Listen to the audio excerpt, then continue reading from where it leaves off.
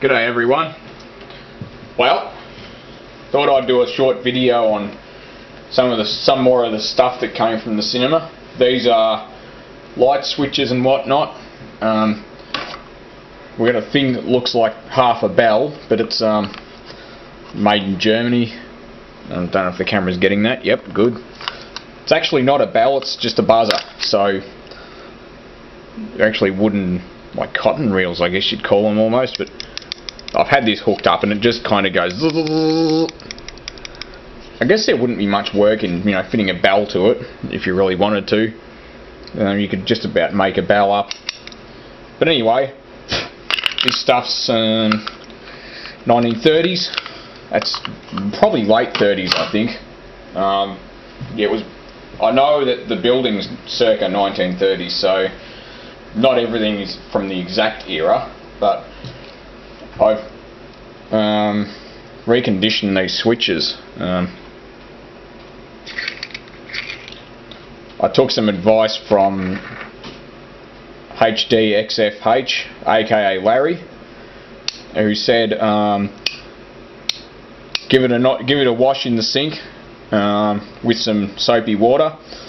I didn't have to clean the contacts because, as you can see, they're actually really good already. But the other part of his advice was silicone spray, and yeah, that's really good advice actually, because, well, it worked perfectly. I suspect these switches are originally lubricated with grease or something, because there was remnants of it there. So, but you can see the way it works. It's sort of just, it's very nice, the action of this switch. I'd have a whole house full if I could. They are ring grip. It doesn't tell me what series they are, but, well, I guess someone that's been into this longer than me. Well, look, I've been into electricity meters, switches, Bakelite stuff pretty much all my life. The only thing is I really haven't had that many opportunities to collect it.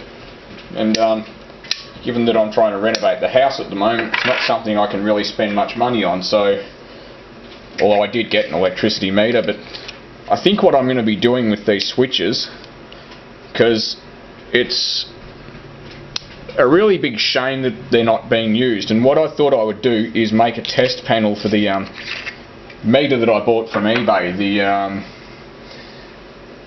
Landis & Gyr CM170 XF6 according to the display. So I've got a couple of these ring grip power points, which are, again, they're in really good condition. I've not polished these at all. These are just been washed in the sink. So it says it's a ring grip, and maybe it's a type U3, because I can see the letters U and 3. Not that they're going to come out with this camera. There and there. But it's a really nice power point. I'm sure there should be another one of these power points. I'm sure I had 3, but actually there should at least be 2 of them. I wonder where the other one went. Probably over there on the bench. I'm sure there should be another power point. Doesn't seem to be there. There is another one of those power points somewhere. There's 2 of them. The other one seems to be MIA at the moment. But it is there. You'll just have to take my word for it. Probably under this crap on the bench. No. Oh, that's really weird. Seems to have grown legs and walked away. But anyway, yes, it is there somewhere. I've got a ring grip, clipsal. Actually, I got a clipsal. This is part of an extension lead and plug. It's Bakelite, which is remarkable. It's in one piece, and it also has the original cable gland in there, which is, again, absolutely remarkable. It's got the little rubber seal in there, and this has been treated, probably been roughed around a tiny bit, because you can see it's got some abrasion marks on it. Yeah, the light's kind of not quite right in here, but anyway, damn fluoro. You see the abrasion marks there. It's a clipsal. It doesn't tell me what series it is. I guess they only just had the one plug back then, but it's not in too bad condition. It's got a couple of very minor Okay, you probably won't see it on the video, but okay, there, if it comes out, no, it's not going to come out. There's a very minor crack, and I know that from the back I could just put some super glue in the crack, just open it up a tiny bit, because in my experience with Bakelite, if you have a slight, a chip out of something and you've still got the piece of Bakelite, you can actually simply just glue it back in. This is a ring grip plug, and don't know if it's it's actually broken, this plug, by the look of it, which is a shame. But again, like I said, if you got the little bit there, you can glue it back in with super glue, because Bakelite. So I'll keep that. I'll hold on to that little piece. Structurally fairly insignificant. Like, there's plenty holding that pin in anyway, but yeah, super glue and Bakelite seems to go really well together. I know of people that have dropped heaters out of cars that are Bakelite, and they've just glued them back together and they seem to be fine. So got more of these switches here, which they're all in really good condition, and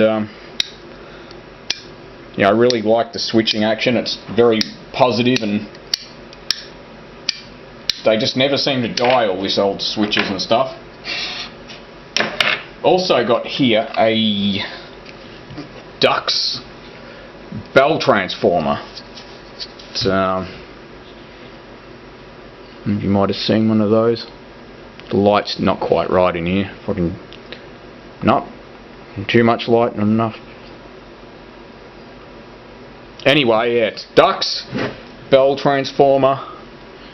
Its input is 200 to 250 volts.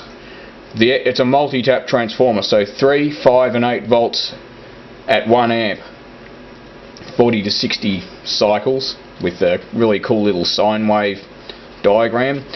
Made in Germany. It's got a couple of screws that are kind of, one's been broken off and the other one's missing, but that'd be really easy to fix anyway, so yeah, that would not be hard to get the broken screw out, and well, the other one's just missing, so that's pretty easy enough. So this is my little collection of stuff, and like I said, I think I'm going to make a test panel for this this Landerson Guymeter. No, that thing on the bench is not mine. It's actually from my mother-in-law's, so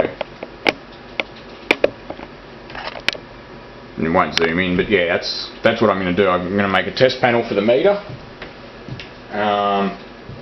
because it's not really safe to leave it wired up the way it was. It's got to have a proper double insulated test panel, and what I mean is that there's no, so in Australia you're not allowed to have any primary insulation exposed, like a wire strand, for example. You've got to have secondary insulation over it, so double insulated. Yeah, the cinema has been in trouble a little bit for stuff like that, but anyway, that's what I'm doing. The other thing is, I've got to pay for an XE Falcon that I've bought, 1984. I've paid $100 off it already, and I owe another $250. So I've got that through a very good friend of mine, and yeah, it should form the basis of a lot of YouTube videos. So you have to stay tuned for that one. Hopefully that'll be happening mid-September. No, hang on, October. Yep, get it right, Dave. It's yeah, it's already October now, so hopefully by the 20th of October I'll have the car home, so I'll give you guys a look at it. It's got a small amount of very minor rust. I've already rang up and got quotes for the rust in the rear end to be fixed. One and possibly both, but definitely one of I reckon 5 centimeters, so probably 50 mil, where the quarter panel meets the actual substructure of the car. it's just rusted out, and $200 apparently to fix it. There's some panel guys up the road